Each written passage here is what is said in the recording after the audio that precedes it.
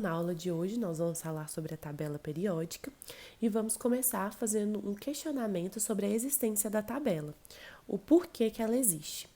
Bem, a tabela ela foi criada pela necessidade de organizar os elementos químicos que já eram conhecidos. Imagine, por exemplo, que você seja um colecionador de CDs e quando a sua coleção começa a ficar muito grande e você tem vários e vários CDs, é provável que você vai começar a querer organizá-la, seja em ordem alfabética ou por estilo musical. Você vai precisar adotar algum critério para poder organizar essa sua coleção. Assim também acontece com a tabela periódica. O número de elementos químicos que os cientistas foram descobrindo foi aumentando e com esse aumento se fez a necessidade de organizar a tabela. Então a tabela periódica, ela nada mais é do que a organização dos elementos químicos. Bom, ao longo dos anos, vários cientistas eles sugeriram diferentes formas de organizar os elementos, fazendo assim diferentes propostas para uma suposta tabela periódica. Então, em 1869, o Mendeleev ele sugeriu que a tabela fosse organizada de forma crescente de massa atômica, colocando os elementos com propriedades semelhantes em uma mesma coluna. Só que a sua organização ela apresentou uma falha, pois tinham elementos que ficavam na mesma coluna, mas que não tinham propriedades tão iguais. Foi por isso que, em 1913, Moseley ele propôs que, ao invés de organizar os elementos em ordem crescente de massa atômica, a tabela fosse organizada em ordem crescente de número atômico. Bom, essa é a nossa tabela periódica atual e, como toda tabela, ela possui linhas e colunas. As linhas, que estão no sentido horizontal, nós chamamos de períodos e a tabela periódica atual possui 7 períodos, ou seja, 7 linhas horizontais. Também apresenta 18 colunas, que são as linhas verticais, e essas colunas elas podem ser chamadas de famílias ou grupos. O grande detalhe da tabela é que os elementos que pertencem a uma mesma família possuem propriedades semelhantes, tanto físicas como químicas, e é por isso que as colunas são chamadas de família. Por quê? As famílias, elas têm pessoas com traços e características semelhantes. É o que acontece também na tabela periódica. A primeira família da tabela, que é a dos metais alcalinos, eles pertencem à mesma família porque eles têm propriedades semelhantes, como a sua reatividade muito alta. No caso do hidrogênio, é importante ressaltar que ele é o único elemento da tabela periódica que não possui nem período nem família, apesar de nas tabelas ele vir representado no primeiro período e na primeira família. Algumas famílias, elas apresentam nomes especiais, as 2 primeiras da tabela e as 3 últimas.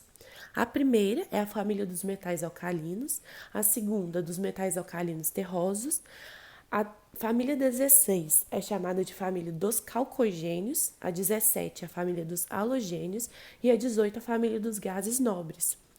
Quando uma família na tabela periódica ela não tem um nome especial, como que a gente faz?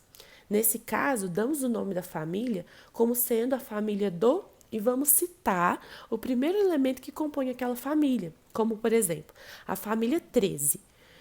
O primeiro elemento dessa família é o boro, então é a família do boro. Na família 14, o primeiro elemento é o carbono, então família do carbono. E na família 15, o primeiro elemento é o nitrogênio, então família do nitrogênio. Bom, partindo agora para os períodos, para entender o que são os períodos, o que eles significam, a gente precisa entender um pouco sobre a distribuição eletrônica. Para os elementos conhecidos hoje, existem no máximo 7 camadas que são representadas de dentro para fora pelas letras K, L, M, N, O, P e Q.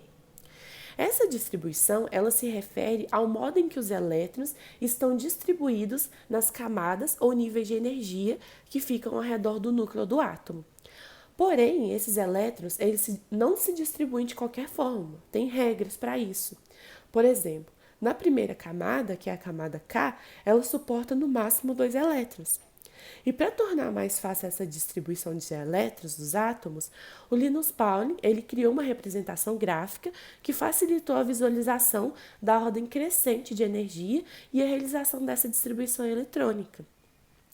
Então, os elétrons eles se distribuem nas camadas de acordo com subníveis de energia, que são indicados pelas letras S, P, D e F, que aumentam de energia nessa ordem. Cada nível ele comporta uma quantidade máxima de elétrons. Então, lembre-se de que os elétrons eles vão preenchendo esses subníveis de acordo com a ordem crescente de energia, que no diagrama é dado pelas setas. Como, por exemplo, para fazer essa distribuição eletrônica, é necessário também, além da distribuição eletrônica, saber o número atômico desses elementos, como, por exemplo, o sódio, ele tem um número atômico igual a 11, então sua distribuição é 1s2, 2s2, 2p6 e 3s1. O cálcio tem número atômico igual a 20, então sua distribuição é 1s2, 2s2, 2p6, 3s2, 3p6 e 4s2. O cloro tem número atômico igual a 17, então sua distribuição é 1s2, 2s2, 2p6, 3s2 e 3p5. Então, para entender melhor isso, dá uma olhadinha na posição do magnésio na tabela periódica. Ele está no terceiro período, e isso significa que ele tem 3 camadas eletrônicas. Então, todos os elementos do terceiro período têm em comum 3 camadas eletrônicas. Portanto, se eu quiser fazer uma comparação do magnésio com qualquer outro elemento do terceiro período, ambos terão em comum 3 camadas eletrônicas. Isso significa que todos os elementos do quarto período têm 4 camadas eletrônicas, do quinto período 5 camadas eletrônicas e assim por diante. Então, a tabela periódica ela vai até o sétimo período porque os elementos eles possuem até 7 camadas eletrônicas. Então, agora, para mostrar essa questão dos períodos, com algumas distribuições eletrônicas, para vocês entenderem melhor o que isso quer dizer. Por exemplo, o cálcio, ele tem um número atômico igual a 20.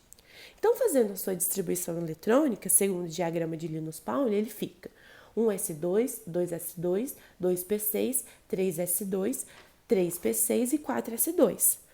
Repare que ao fazer a distribuição, o cálcio ele apresenta 4 camadas eletrônicas.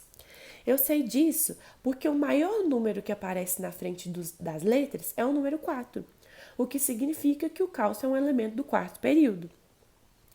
Agora, vamos fazer a distribuição do manganês, com o número atômico igual a 25. Então, seguindo o diagrama de Linus-Pauling, nós vamos ter 1s2, 2s2, 2p6, 3s2, 3p6, 4s2 e 3d5. Agora, reparem que da mesma forma que o cálcio, o manganês ele apresenta 4 camadas eletrônicas. E eu consigo perceber isso porque o maior número que aparece na frente das letras é o número 4, independente de vir por último ou não. Então, nós podemos dizer que o cálcio e o manganês, ambos pertencem ao quarto período da tabela, pois os dois possuem 4 camadas eletrônicas. Então, isso quer dizer que quaisquer elementos que você pegar de um mesmo período da tabela e realizar a distribuição eletrônica, eles vão ter o mesmo número de camadas eletrônicas. Bom, voltando agora a falar das famílias, que são as colunas no sentido vertical, elas, de forma geral, elas são divididas em 2 grandes grupos, os elementos representativos e os elementos de transição. Os representativos, eles possuem a distribuição eletrônica terminada em S ou P. E isso significa que o seu elétron mais energético, que é aquele último elétron que a gente coloca lá na distribuição eletrônica, eles vão parar em S ou P. Já os elementos de transição, eles são divididos em 2 grandes grupos, como a distribuição eletrônica terminada em D ou F. Sendo que os elementos terminados em D, eles são chamados de elementos de transição externa e os terminados em F são chamados de elementos de transição interna. Bom, a nossa aula de hoje, ela foi apenas uma introdução básica para você ter a primeira noção e o primeiro contato com a tabela periódica. Espero que tenham gostado. Obrigada e até mais.